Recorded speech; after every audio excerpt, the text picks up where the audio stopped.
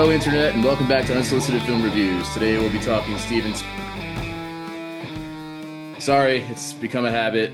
No, we've put Mr. Spielberg to bed. I'm Zach Miller, and the man screen right is Martin Cooke, and 2025 is officially more than halfway over. God, time flies. It's ridiculous. We have some industry news for you. We'll review some of our favorite movies and TV shows of the year so far, and we both have thoughts on People Magazine's list of 100 best films of the 21st century.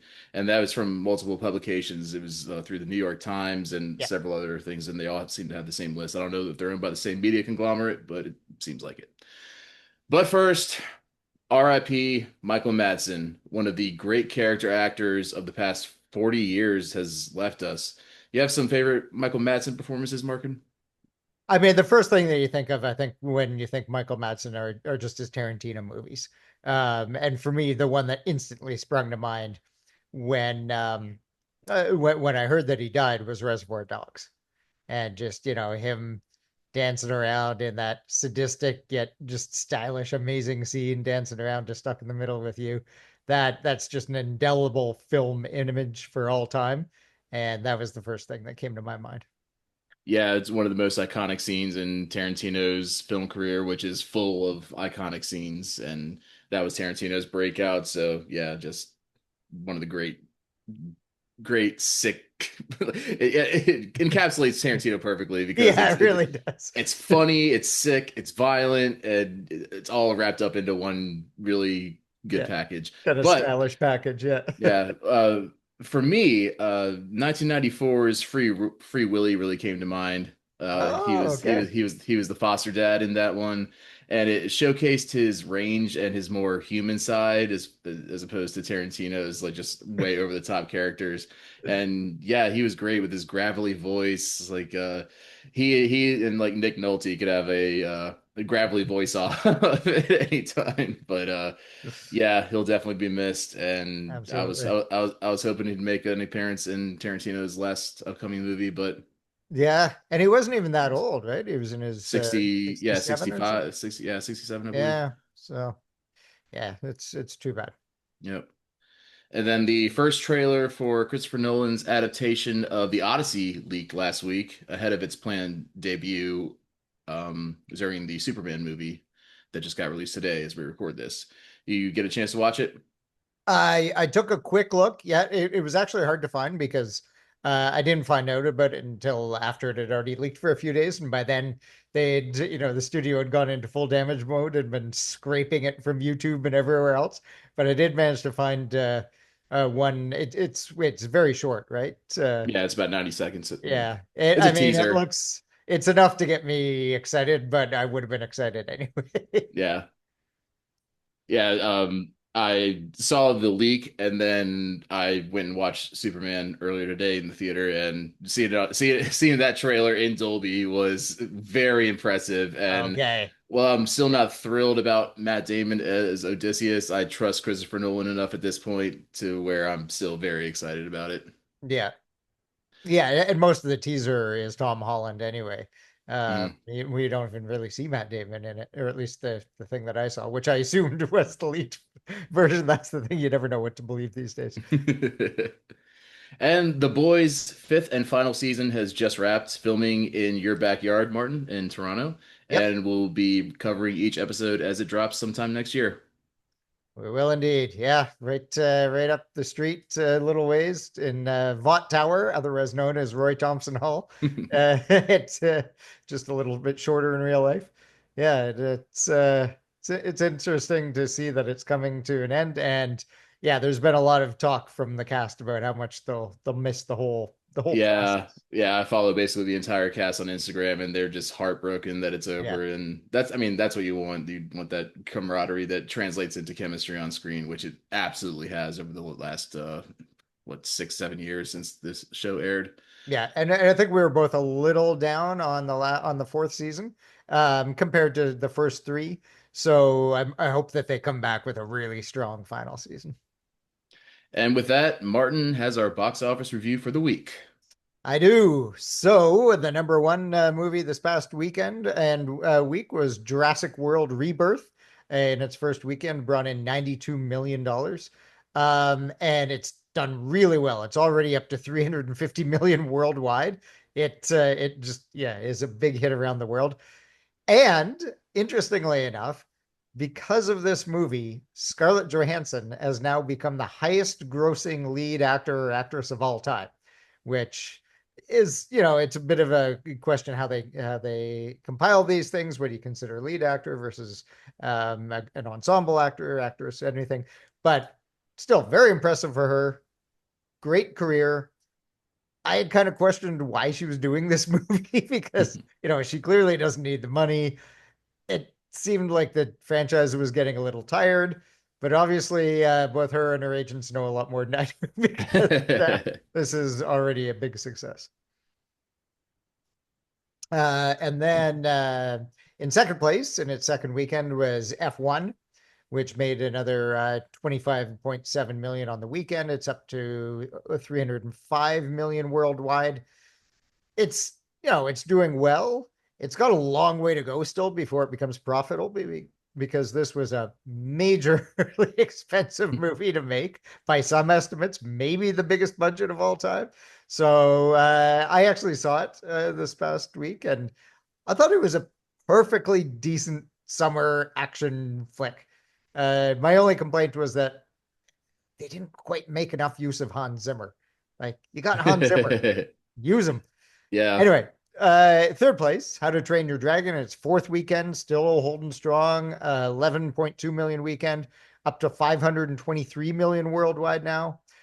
Fourth place, the flip side of that, absolute fucking disaster. Elio, Disney Pixar, only 5.8 million in its third weekend, just barely scraping over 100 million now worldwide, and still by far the worst output ever for a Disney Pixar movie. And also in its third weekend, coming in fifth place 28 years later, 4.6 million. But it's beating Elio so far worldwide at the same amount of time, 127 million worldwide, and not nearly the budget. So yeah, that's a success. Elio, not so much. Yeah, that's wild. Yeah. And this coming week, shockingly, during the dog days of summer, we only have one wide release, and that is Superman. So I'm expecting it to dominate the market, and I'm sure you are too, because that's one of your picks I in really our need it to.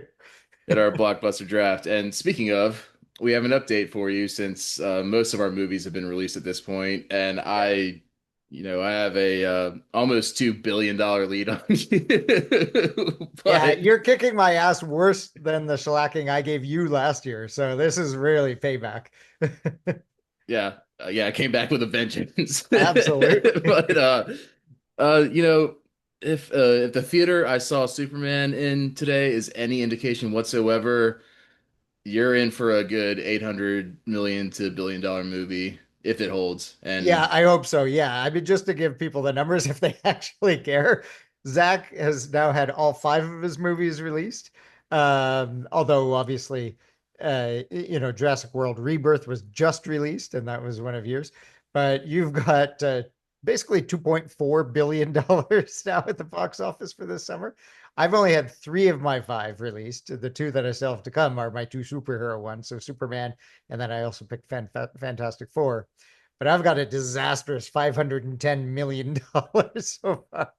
In basically all of the movies I chose have underperformed. Even F1, which mhm. has done pretty well, but not up to expectations, and certainly not up to my expectations. So, oh Yeah, well. and luckily we're not doing net because then F1 would still be on the huge uphill climb Yeah, right now. exactly.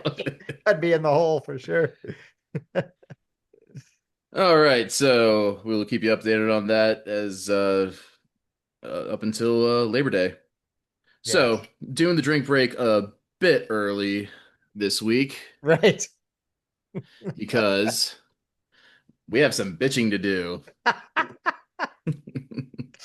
Yes, So, we we're do. gonna do a vodka soda with lime, and As simple as possible. yeah, you may be like, "Yo, Zach, what's with the basic bitch drink?" Got these cool little center napkins from the Oh theater, by the man, way. that's awesome. Yeah. Love that. And there is a story behind this. Yeah. The entire genesis of this podcast, some of you may know, some of you may not if you're newer. Martin and I went to film school together, and we would just go to the Holiday Inn in Burbank, go to the not the rooftop, but the top level bar up there, and just drink and talk One about of the films. hidden gems in Burbank.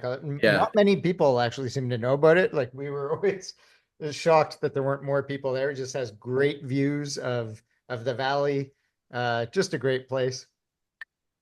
yeah. Cool. So Cool. I would always order a vodka soda with lime, and we would just sit at the bar until basically they closed and just talk about films, good and bad. Yeah. So anyway, yeah, you got 2 ounces of vodka, fresh lime wedge. I like to squeeze the juice in there before I put it on there, give it that extra flavor. And then, of course, you just fill the rest up with soda. It does not get much less complicated than that. So, the reason why we're bitching today is People Magazine, as we already discussed at the top of the show, released their And the New top York 100. Times. Yeah. Yeah, several publications released their top 100 movies of the 21st century. And of course, you know us, we have thoughts. Yes, we So do. I would, for anybody who hasn't seen it yet, I would urge you to pull out the Cheers. little computer we all keep in our pockets and look it up as we go here because I personally was fine of doing an entire episode just on this and rebutting, but as Martin wisely pointed out to me, I don't think anybody's going to want to tune in to just us just bitching about somebody else's list for an hour. So yeah, we'll try to keep it short. I told Martin I'll try to rein myself in because I do Yeah. get a little bit animated with shit like this. So Well, and especially because we've said many times we've done lists on this show. Lists are kind of inherently ridiculous. This one was apparently not ours. oh no, of course, yeah. Lists aside from Mars are inherently ridiculous. This one was apparently 500 people in the industry voted on this or something like. I'm not sure exactly how they came up with these, but it was a poll of a whole bunch of people. Um, and yeah, so this is, we won't list all 100, but they came up with a very interesting list of the best movies of the 21st century. So I guess the first question then is what do you think the biggest omission was? Like not even on this top 100. Yeah, this was tough for me. I couldn't just pick one, I know there were but a lot. yeah. My the main ones that just came off the top of my head. And it's hard to figure out like when you're looking at a list, you tend to focus on the list and it's hard to figure out like what Yeah, has what's come out missing? Yeah. exactly. So I took the most time researching in this particular podcast for this question. And I came up with Toy Story 3, Right. Yeah. which is one of the best Pixar movies of all time, if not the best, and definitely the best Toy Story movie. And the fact that I knew you'd have a Pixar movie on there. I've got a Pixar movie actually on my list too. then I have there is Fellowship of the Ring, but I thought the Lord of the Rings: Return of the King was a massive omission. One of the biggest movies of all time, won 11 Oscars. Like omitting that was ridiculous. Yeah. Then I have Avengers: Infinity War or even Endgame. There's no the only real Marvel movie on there is Black Panther, and then lastly I have Wedding Crashers. Okay. Yeah, good list. So we've just finished talking about Steven Spielberg, and so anybody who listened to any of those knows how much I like the movie Lincoln. Lincoln Hmm. was not on this list, not in the top 100. I mean, not that I think that's absurd. Dune, either of the Dunes were not on this list, which I also think is absurd. Um, I also had Avengers Infinity War, I think is a big mess. Is a big miss. Whatever you think about the Marvel experience, that movie was sort of a culmination of a 20 movie film project, and they knocked it out of the park. And for that to not even be in the top 100 is absurd. Um, they did have some Christopher Nolan ones, and so maybe they just, people didn't want to keep voting for Christopher Nolan. but Dunkirk and was not on this list, nor was The Prestige. Hmm. Um, and then they didn't have Casino Royale, which I think is, easily a top five Bond movie and very good. There were a lot of movies from different genres, so it's not like they were just going for prestige movies. Sure. My animated one, which I realize I think is actually Disney animated, um, not Pixar, Pixar. Mhm. is Zootopia, Oh, which yeah, yeah, yeah. you know how much I love Zootopia. Yeah. That wasn't on the list. And then other kind of smaller but in good movies in their genre, Knives Out, there Mm. wasn't there. Love that movie. 25th Hour, Spike Lee's great movie, was not on there, and neither was History of Violence, which I also really like. So a lot of omissions. I think the biggest ones for me are probably Lincoln, that you didn't mention, are Lincoln, Dune, Infinity War, but yeah, just a bunch that were not on this list. Yeah, and just in case you guys didn't look it up, I'll just rattle off the top five that they have on here. Number Yeah. one, Parasite. Number two, Mulholland Drive. Number three, There Will Be Blood.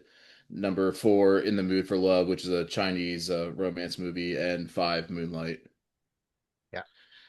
And fair, just full disclosure, I've never actually seen In the Mood for Love. Oh, okay. But as I was looking at a bunch of these, I did find that there are other outlets who have put out in the last 5 years sort of best movies of the 21st century lists, including like Empire and other magazines like that. And In the Mood for Love was pretty consistently on these lists. So I've never seen it. I was shocked to see a movie like that top four, but maybe it's very good. I don't know. So I don't want to slag it because I've never seen it. It just seems shockingly high to me. It is, yeah. I have seen it, so yeah. Oh, you have seen it. Okay. Yes. Okay. So I took the lead on biggest omission. How about most overranked? Yeah. Okay. So this is probably going to get me some hate. I'm not saying I don't like it or think it's a good movie, but Parasite at number one is too high for me. Hmm. It's a very good movie, very well made. It's it's kind of an obvious thematic movie about the divide between rich and poor, which is sort of Boon Jong Ho's thing. Like that's what he does. Snowpiercer, which I also really liked. Like a lot of his movies I like, but that's Hmm. kind of a common running theme, and he's not particularly subtle about it. And so while I liked Parasite, I just don't think there's any way you can say it's the best movie of the 21st century. And then another one that I think was is probably overhyped compared to a lot of the ones that were below it on the list, or a bunch of the ones that we mentioned that weren't even on the list, is Roma, which came in at number 46. And I just think that I just don't see how it's higher than a lot of these other movies. Yeah, this seems like almost overall, it seems like a list of people that want to portray themselves as like film aficionados, but they're just like going out of their way to be diverse and, oh, this one's in Korean or this one's in Chinese, so it automatically elevates it over anything that in English. I mean, it just seems like like a multi-millionaire cocktail party version of a top 100 list, and Right, it is right. it is it is the elites that did make this list, so I think that kind of trickled down into it. Yeah, As far as my overranked, yeah, the obvious one is Parasite, yeah. and number four, In the Mood for Love, but those were still at least really good films. Boyhood at number 23 for me is a travesty. Mm, I thought it was a cool idea, but the film itself was ball achingly dull. okay. All right. I actually, this one I'm embarrassed to admit, I never actually saw Boyhood. Okay, you're not missing So, anything. so yeah, I also can't comment on that. Yeah, just kind of glancing at the list again. I think Call Me by Your Name at number 37 is a bit high as well. I mean, there were some we talked about this on the pod a couple of years ago when we were doing just audio pod. And there were some really interesting things about that movie, but overall, I didn't think it was great. I mean, the performances were decent, especially Michael Stuhlbarg's performance Mhm. as the Oh father yeah, was yeah. It was fantastic. Chalamet's breakout. Yeah, yeah. But overall, the movie was just okay. Yeah. And so that at 37 seems a bit high. There are yeah, there are a number on here that I kind of shake my head at. Mm. So this Most yeah, so most underranked. You want just one, two, three. Oppenheimer. Oppenheimer at 65. What the Yeah, fuck, dude? yeah. And particularly notable because Memento came in at 62. And I don't think there's any way Christopher Nolan would think that Memento was a more important achievement for him than Oppenheimer. It's yeah, that's just shockingly underranked. Uh the other yeah, another one that I'd throw in there just because that seems like an obvious one is you mentioned Lord of the Rings. Fellowship of the Ring is on there and Return of the King isn't, but even Fellowship is only at 87, Hmm. which if you're gonna put you need to at least a Lord of the Rings movie in either that one or Return of the King in your top 50 for sure. Yeah, So yeah. that one's also crazy, crazy underranked. But yeah, I mean, because we've discussed Oppenheimer a lot on this podcast, but that's Yeah. because for my money, it's top five.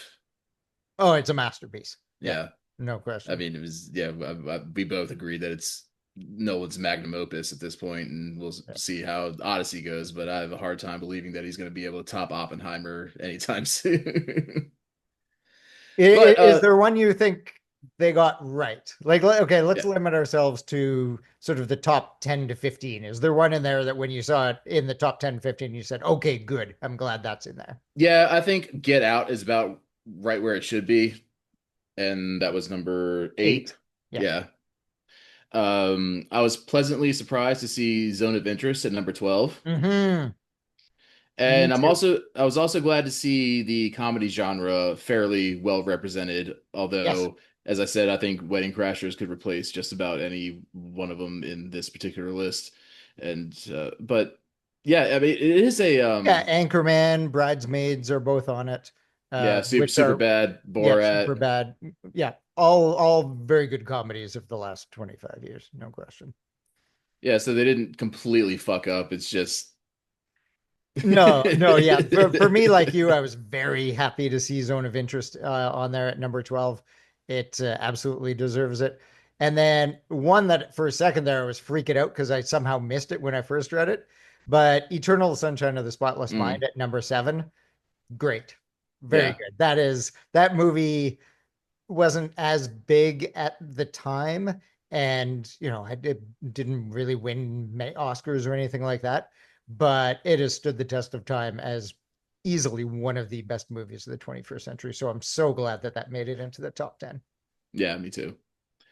I have just two kind of bullet point notes. You anything else to add before we move on? Nope. No. Okay. Um, Wolf of Wall Street was Scorsese's highest ranked at 20. And while it's a really fun movie, I wouldn't rank it among Scorsese's best in the last 25 years, like at all. I mean, Well, I would, I don't know because one of the other ones that was not too far below it on the list, where was it? Was The Departed, mhm. and I think it is better than The Departed.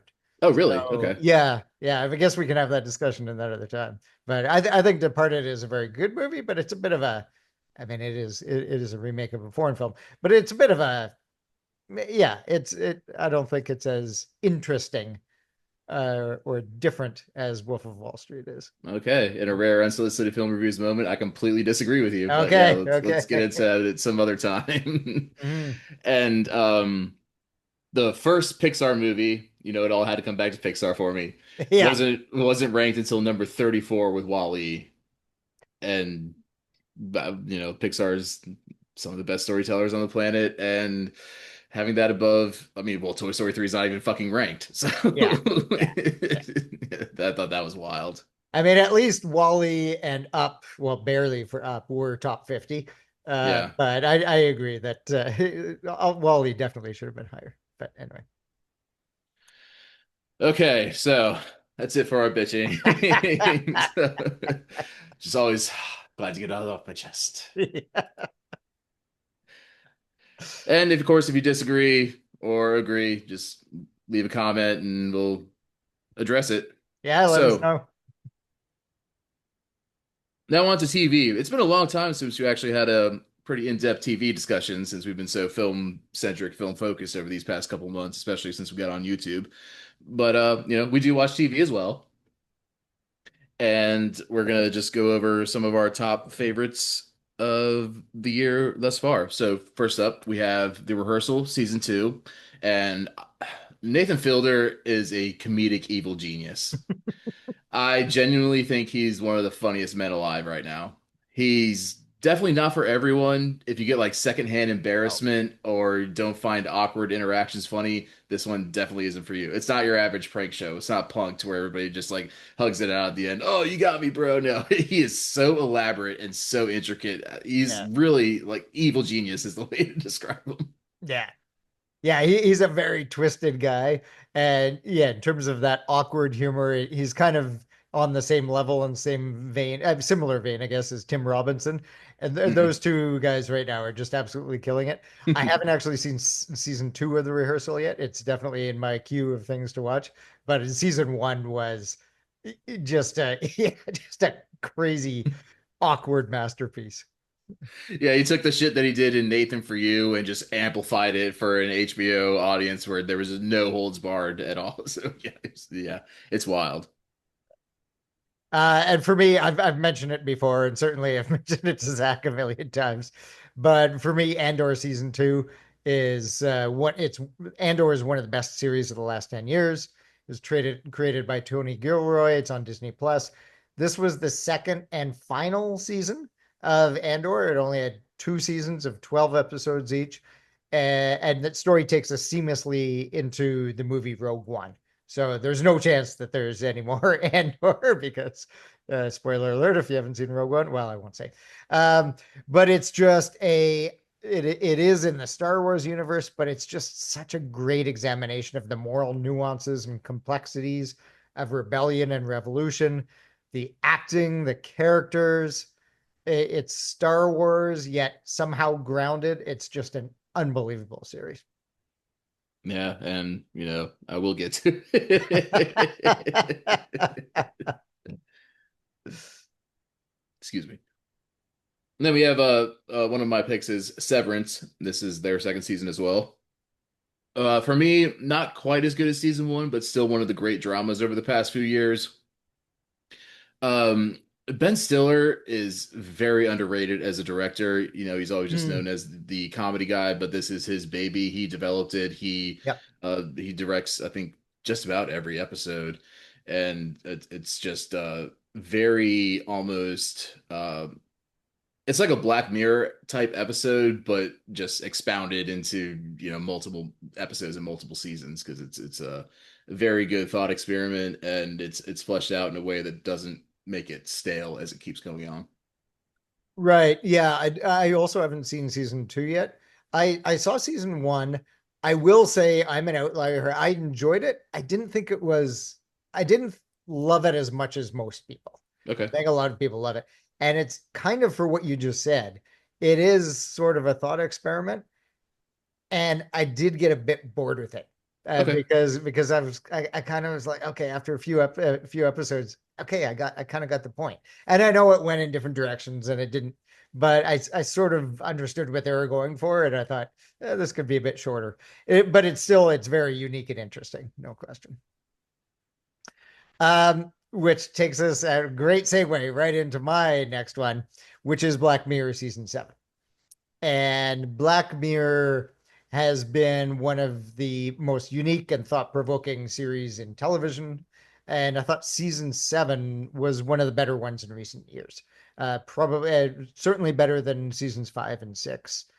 Even though there's always stuff to like in each of them.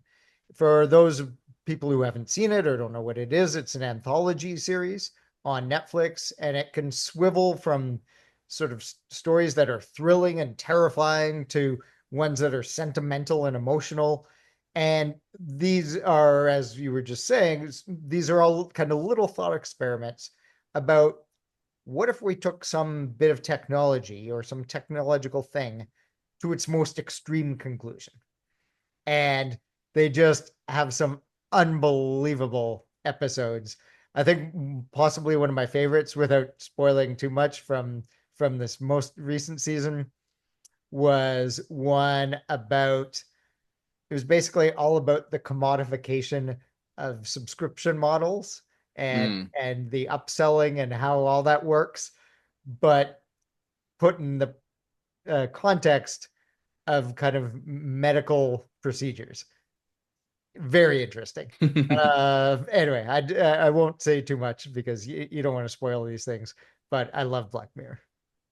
Yeah, I guilty. I haven't seen the last season of Black Mirror, and I think I got a little turned off in season 5 and just kind of forgot that it was a thing because I was just so blown away by the first 3 or 4 seasons Yeah, that yeah, it's one of those things. Yeah, I have to go back and watch it, but only have so many hours in the day, and exactly. it's in the old queue, and I will get to it, but it's I didn't know that it had that much of a resurgence in season 7, so that's encouraging. In my mind, it did. Yeah, and you're absolutely right. It definitely did slow down a bit in seasons 5 and 6. They weren't quite as good.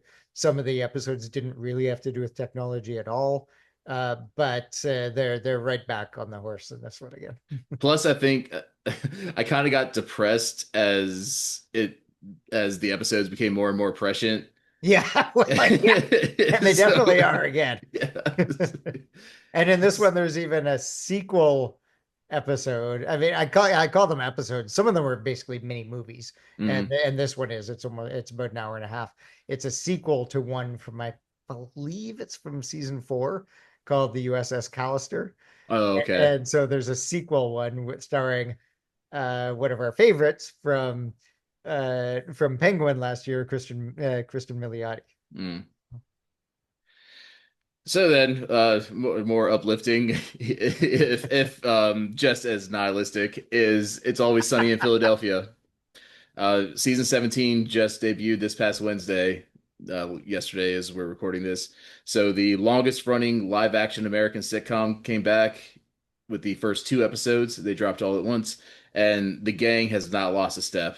Funny as ever, and to do that 17 years in is just such a rare feat, and the fact that they all still get along and you don't they're all Yeah, best friends. I mean, I guess the chemistry between the guys is what has carried this so long. And yeah, there's been rumors of certain cast members quitting here and there, but at the end of the day, they all come back and deliver on just about every episode.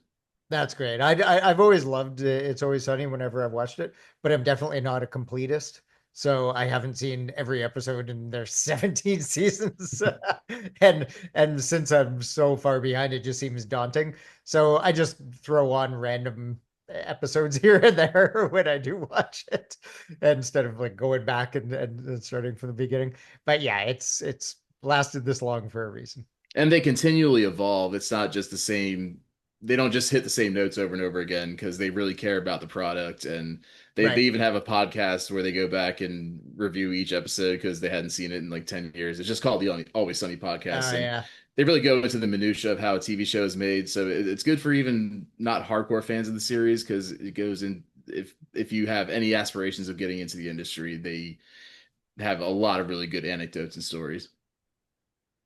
And that takes me into my next one, which is another comedy, and that is The Studio, which is an Apple TV series from Seth Goldberg and Seth Rogen and Evan Goldberg, and co-creators. So Evan Goldberg is listed as the creator, along with co-creators Alex Gregory, Peter uh, Hike, and Frida Perez.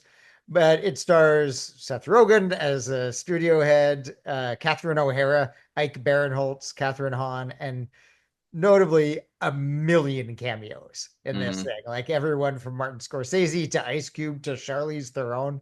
Uh, And it's a comedy about a film studio trying to make movies. So it's kind of a 30 Rock or a Veep, but for this film studio system. And it's really funny in parts. It's like frantic and crazy almost the entire time. I'd say it's worth it alone for the last couple of episodes, in particular, Bryan Cranston as a studio executive, high out of his fucking mind on shrooms. And I've said it before and I'll say it again. Bryan Cranston is just the best. Like, he's just amazing. Yeah, yeah, 100%. And of course, it's right up our alley as, hardcore industry insiders. Yeah. But yeah, yeah, been doing a good job on these segues. Yeah, it's a great show, and even if you're not like a total film junkie like we are, it still has enough to entertain you. Yeah. But if you're listening to us and watching us, you're probably right there with us anyway. So, okay, then we have the Gilded Age. It's from the creator of Downton Abbey, Gillian Fellows. This is in the third season that, and uh, we're in the middle of the season right now, and I think it's episode 4, season 3 right now, I believe.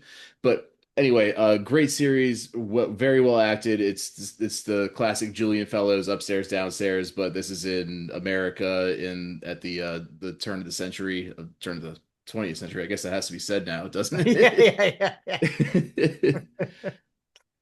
It deals with, robber barons and huge tycoons and those people that serve them, and it's just as entertaining as Downton Abbey. I have to admit, until I saw that you would put this on the list, I had no idea that a new season had dropped.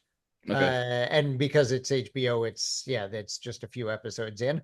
But I love this series. I was a huge fan of Downton Abbey, and this doesn't quite rise to the level of Downton Abbey, I don't think, but it's still a very enjoyable series. Just really well made. Everything from just the dialogue, the acting, the sets. You really feel like you're there in the golden age, in the what is it, like 1890s in New York City. So Hmm. yeah, I'm definitely jumping on to start watching this this series. Maybe not immediately after getting off this podcast, but maybe I'll get catch the first one tonight. So then my next one and my last two actually are actually short, very short British series. They're both 4 episodes long. Because I will admit, I had a hard time coming up with five, in part because I don't think the first half of this year has been as good for a series. There's been a lot of things that have been decent and enjoyable to watch. The new seasons of Last of Us and White Lotus, but in both cases, they weren't as good as previous seasons. I haven't watched the new season of The Bear yet, so I chose a couple of smaller Netflix British series that just were interesting for different reasons. And also, a lot of the series watching I've been doing so far the first half of this year is like catching up. There's always so many series out there, catching up on series from last year or the year before. Yeah. But the first one I'll mention is a series called Adolescence. And this one is about a 13-year-old kid in England who's arrested for the murder of a classmate. And I don't want to give any spoilers, but just know that as the case unfolds, you just keep discovering more and more about what's going on. And it's just a really interesting and frankly scary examination of this, some of the kinds of things that are going on with young kids these days. And I'll also say, just because we've talked about and had difference of opinions, and a lot of, in some cases they're good, in some cases they're awful, about child actors. The young kid whose name is Owen Cooper, who plays the main character who was arrested, is really good and gives Hmm. a surprisingly nuanced performance for someone his age. Yeah, I've heard a lot about this, and I definitely want to get to it, and especially because Stephen Graham is one of my favorite actors, Mm-hmm. especially as far as them, not being A-list. Yeah. And anything he shows up in, he's been in a lot of Scorsese movies over the past 15 years or so. I think Yes. he shows up in just about every one. So, there's something there. But, he was Al Capone in Boardwalk Empire. He had a kind of a short stint in Peaky Blinders, but he's a Mhm. chameleon. He's a great character actor, and every time he pops up, I'm like, okay, this is going to be a good project. Yeah. And then my last one is Abbott Elementary, and this is a weird one for me because I usually hate network sitcoms. Yeah. Me too, normally. But this one is kind of shot in the way of The Office, kind of a mockumentary just about of a South Philadelphia elementary school, and there's no laugh track, which is great for me because I hate laugh tracks. I don't like being told when to laugh. Exactly. Yeah, it's So, not your sort of traditional three camera sitcom for people who don't understand what that means. It's just the way it's shot. If it's in front of a studio audience, or even if it isn't, if they have the laugh track, often what they would do is they'd have three cameras for stationary cameras for the different locations. So when you hear three camera sitcom, that's usually shorthand for one with a laugh track these days, mhm. as opposed to handheld and more filmmaking style, which is what we're moving towards. But still, a lot of the network sitcoms are three camera, and I generally hate them. Yeah, I mean, uh, bless Chuck Lorre's heart. He's made like $1,000 billion, Yeah, but good on him, but he's just not my bag. yeah, same. But yeah, this one is genuinely funny. And actually, the season finale of Abbott Elementary was a crossover with It's Always Sunny, and the season premiere of It's Always Sunny was a crossover with Abbott Elementary. And Love it. the tone of each is completely opposite, and you get to see both sets of actors really kind of spread their wings in each opposite crossover. So it's a really very funny 2 episodes and funny crossovers. It's a great show. Yeah. And again, coming also from somebody who generally doesn't like network sitcoms, I do like Abbott Elementary. And so my final one, as I said, another short British series. It's also 4 episodes, and this one's called Toxic Town. And this one is based on a true story of the town of Corby in England, in sort of a post-industrial modern society, and they're dealing with the effects of toxic pollution that's been left by shuttered steel mills. And it focuses on a few different mothers who were the ones to really drive the efforts to force a cleanup of the sites when a bunch of babies in the town started being born with birth defects. Mm. So it's one of these, kind of pushing back about against corporatist culture type things, which I always love. And the little guy in the town, coming through and triumphing in the end. It's a fantastic cast. So it stars Jodie Whittaker, who I believe was the most recent Doctor Who. I'm not a Doctor Who head or whatever you call it, Doctor Who The black fans. guy. No, no, no, the woman. Uh, Oh. oh, okay. So maybe she was the one before the current one, Okay. and also Amy Lee Wood, who I first knew in Sex Education, and then this year she became really popular through her turn in White Lotus, and Oh, okay. Okay. but then also, so they're the two leads basically, but then there's also a whole bunch of great parts for people like Robert Carlyle, Rory Kinnear, Oh. Brendan Coyle, who you may know Oh, as okay. Mr. Bates from Downton Abbey, and Joe Dempsey, who you might know as Gendry from Game of Thrones. So just a great cast, and just a really interesting, one of these kind of heartwarming, although depressing at the beginning, stories about little townspeople kind of fighting for their rights. Yeah, I'd never heard of that, but that sounds very intriguing. It almost sounds like a much better British version of Aaron Brockovich. It kind of is, yeah. So that's it for TV for the first half of 2025. Yeah. Uh, let's get into some films. As a lot of you probably know, we both love and is our favorite movie of the year, Sinners by Ryan Coogler, starring Michael B. Jordan twice. Yes. Yeah. So when we came up with our list, you had your lists first. And I was like, no, I got to jump on Sinners too. So we both have Sinners Yeah, that's on the fair. list, which I think is fair. So we only have 9 movies to talk about so far. But yeah, we did it for those who didn't watch it or didn't listen to it. We did a deep dive on this when we talked about this a little bit in depth when we did a deep dive on Ryan Coogler, the director.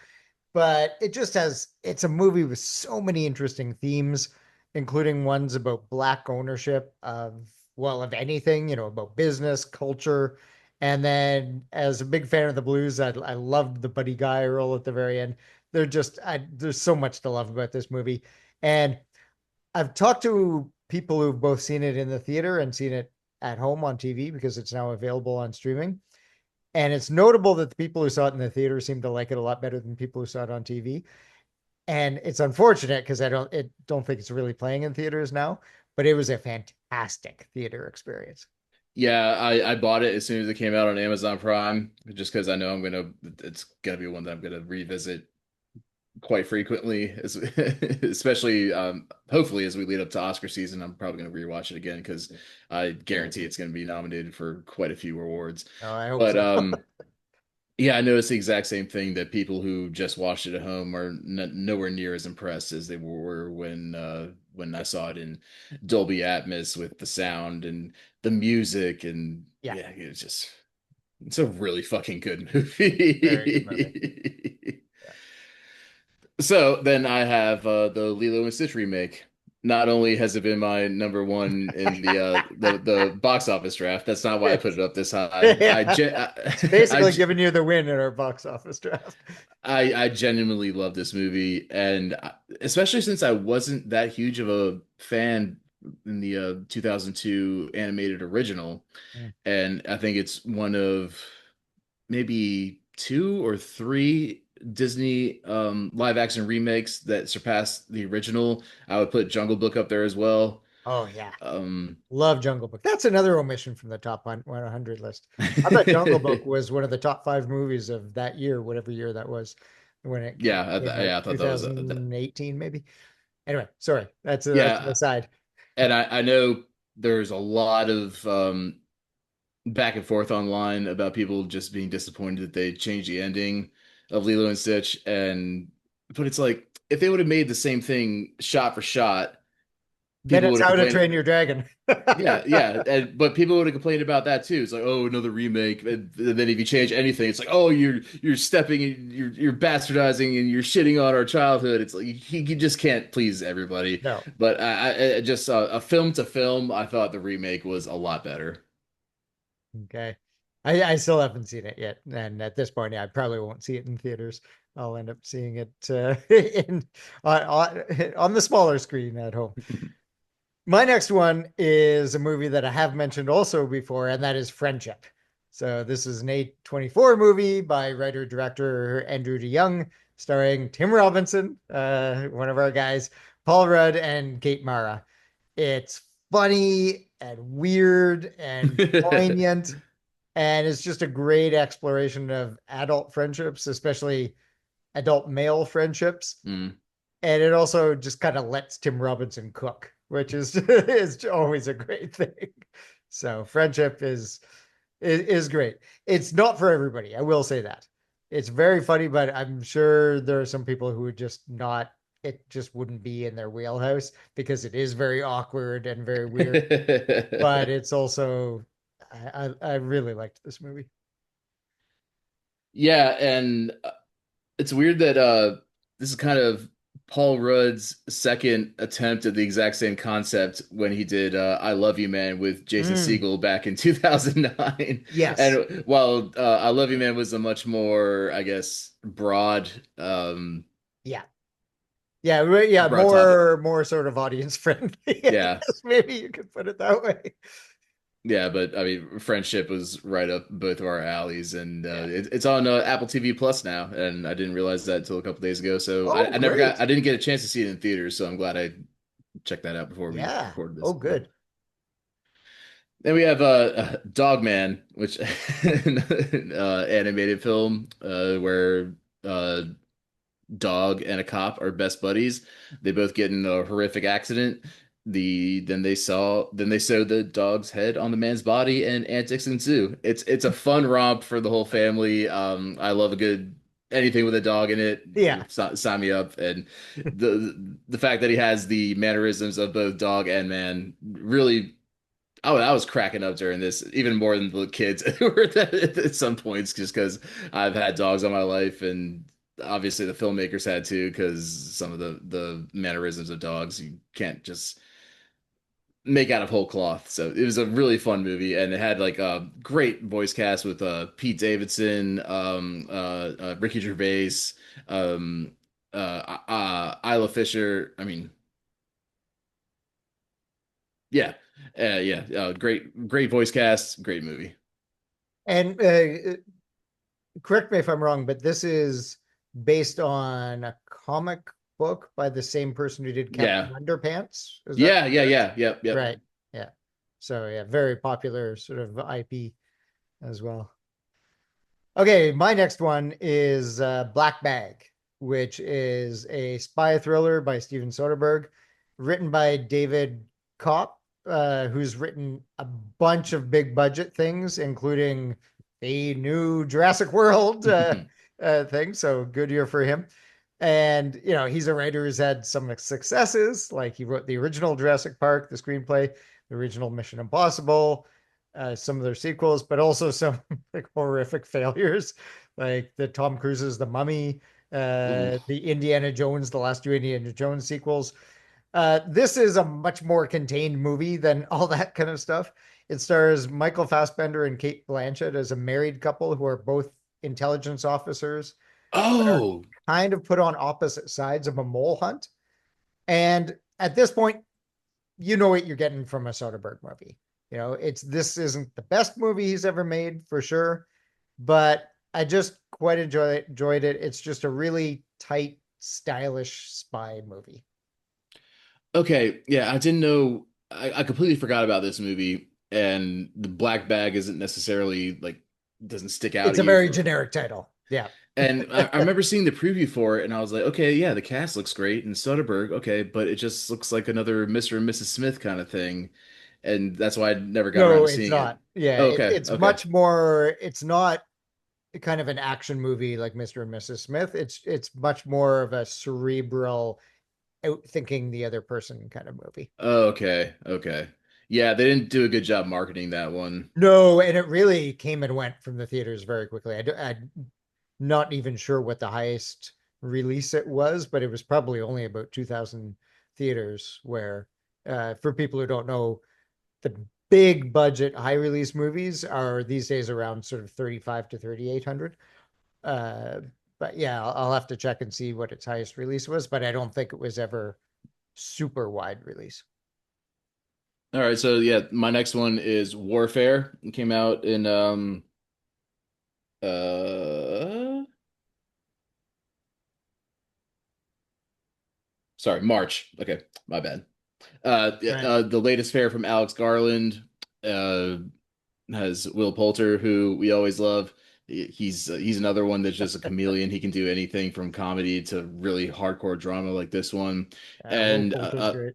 yeah, and I have several family members that have served, and they all say that this is the most realistic war movie they've seen, especially as it applies to Iraq. And it was written by an Iraqi war veteran, so that Mhm. makes sense. But yeah, the Alice Garland is great at action and all the concussive power of the bombs without being like over the top Michael Bay type explosions. It shows like bombs how they actually go off, and they're not they don't just blow buildings up with a big fireball. It's all just like they want to bunker busters. And yeah, great acting all around. I was a little disappointed. I thought it was going to be better than it actually was, but Mm. overall, I just thought it was really a cool insight into the real soldier experience without it being like too, waving the flag or had any real political messages. Like these guys are just trying to survive. Right. Yeah, which is good. I think Alex Garland has become pretty good at making political type movies without making them political, if that makes any sense. Uh, this was one I was actually really excited to watch because I thought the last 30 minutes of his last movie, Civil War, Mm. was some great war action. And then for some reason, this movie came and went, and I just never got a chance to go out to the theaters to see it. So Okay. I do notice it also is now available on streaming, and I'm definitely going to watch it. But I'm really upset at myself that I didn't see it in the theater because it seems like this would have been much better to see in the Yeah, theater. it's another one if you can see it in IMAX or Dolby with like the speakers around you, really enhances the experience. Yeah. Yeah. All right, so my next one is flipping directions entirely. My five choices are kind of all over the map, but I'm gonna go with Final Destination Bloodlines.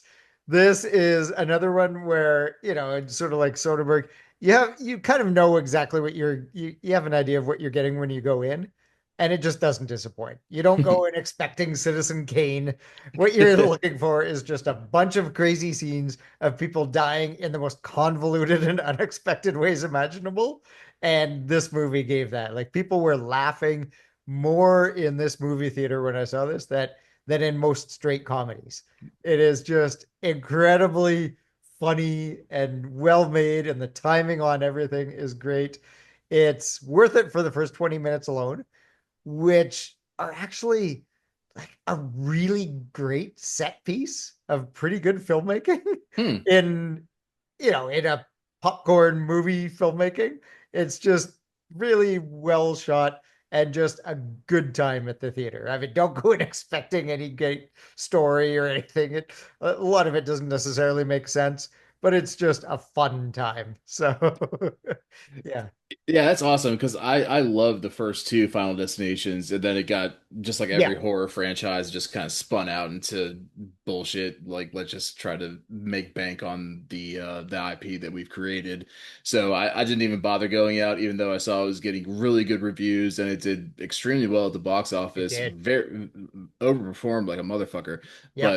But yeah, I'll definitely check this out when it comes to streaming, and yeah, it'll be a great probably Halloween movie. And yeah, so that's very good to hear because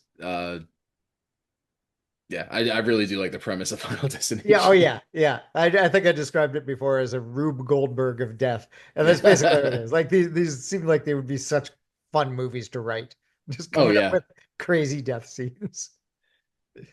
And then I have a last minute entry because Yes, I I'm so just excited to hear your thoughts. yeah, I just went and saw Superman today, just a couple hours ago. We're recording this on Thursday night, and oh my God, it is note perfect. It is just it's James Gunn, but he doesn't go as over the top as he does with Guardians of the Galaxy. He it's just everything from the acting to balancing the jokes and the drama with the epicness of Superman and making Superman an interesting character, which nobody's done in 40 something years. Yeah, yeah, He nails every single thing you want to see in a superhero movie, and people were cracking up, they were getting emotional. It has a super dog in yeah. it. Gotta love Crypto. something with a dog. um Yeah. Nicholas Holt is the best Lex Luthor that's ever played that character. Wow. uh Okay. and I'm a huge sucker for Rachel Brosnahan. She's Yeah. Oh just yeah. She's fantastic. yeah. Yeah. Yeah. Oh, that's so good to hear. Because going in, you hear, oh, they're making another superhero, and we don't really need another Superman movie. But I love James Gunn, and I've got a lot of time for him, so I was really interested to see what he was going to do with it. But you're right. The problem with Superman in terms of movies has always been Superman. That Hmm. it's just not that interesting of a character. He rarely arcs in any of them. It's hard to come up with ways to hurt him other than, I don't know, jab some more kryptonite in his face. And so to hear you say that they came up with a way to make the character interesting, that's very good to hear. And I'm gonna go see it on Sunday, and I can't wait now. And now you've just got me excited about And this isn't a spoiler because it's been out in all the press releases, but he's James Gunn skips the origin story Right. because we've seen Batman and Superman's origin story 1,000 fucking times, and we all know Exactly. it. Anybody who's even just not living under a rock is an even 1% invested in pop culture knows the Superman and Batman backstory. So he Yeah. skips that. He does that all in exposition in about 30 seconds, and bam, we're into the story. Nice. Yeah, from what I've read, and again, this shouldn't be a spoiler because apparently the movie starts this way. It basically starts with Superman at a low point after he's lost his first kind of fight, right? Yep. So that sounds very interesting right off the bat. All right, my last one is also one that I just saw, and it is a movie called Sorry Baby. And it is an A24 movie from writer, director, actress Eva Victor. Might be Ava Victor. I'm actually not even that familiar with her. This is her directorial debut, but she's probably best known as an actress from Billions. She was in, I think, 3 seasons of Billions. And wow, this is a hell of a debut. She stars in it, and it's about a woman who is dealing with the aftermath of a sexual assault and coming to grips with what that all means for her life. The story jumps around in time through a bunch of different chapters, basically, is how I'll describe them. They aren't scenes, they're different chapters of periods in time shortly before or following the assault. And it's just a very well made, interesting movie. It also stars Naomi Aki, Lucas Hedges, and has one really great, heartwarming scene with John Carroll Lynch.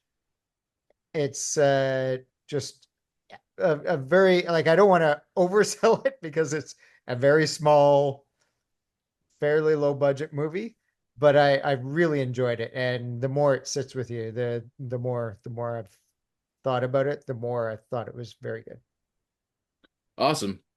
And I just had a couple of honorable mentions. They didn't really fit into the classic film going category, but I've managed to go out into theaters these past couple of months and see Becoming Led Zeppelin and Mhm. Hans Zimmer, Diamonds in the Desert, both of which are great just concert films. Becoming Led Zeppelin is a documentary, but Yeah. Hans Zimmer is a straightforward just concert film. And if you're into film scores, that is your jam. And he does a great job of combining. I think he does 3 different nights in 3 different cities, and they're all in the Middle East, hence Diamonds in the Desert.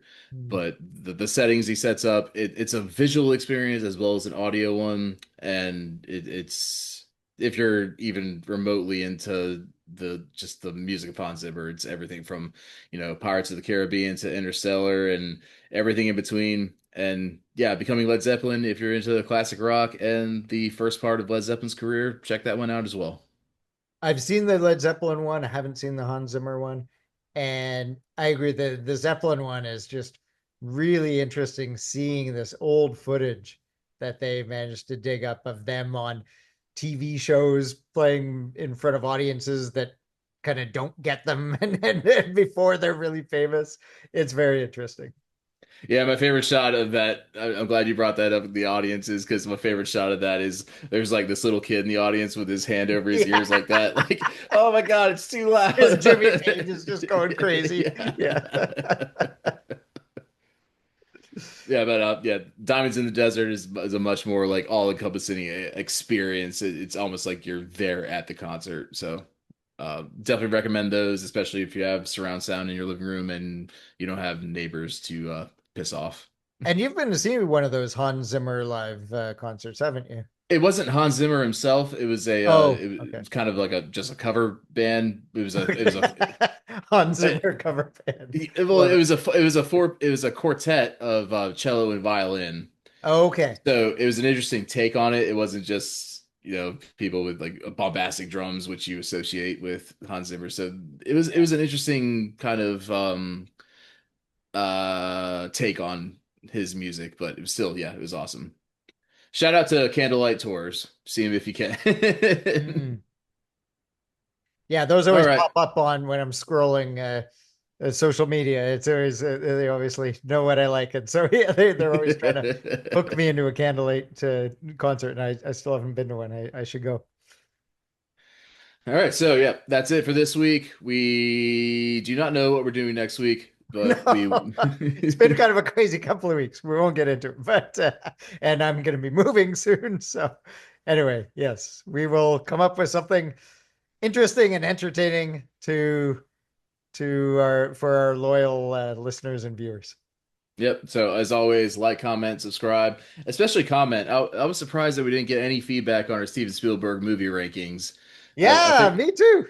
it Yeah. either means you completely agree with us or you're ignoring us. Either way, it's fucked up. Well, no, I mean, it is clearly the definitive Steven Spielberg rankings as we titled it. And so there just can be no question or debate. All right. Yeah, fair enough. All right, everybody. I'm Zach Miller. That's Martin Cooke, and we will see you next week on the Unsolicited Film Reviews podcast. Thanks for listening. Thanks for watching. Bye, everyone.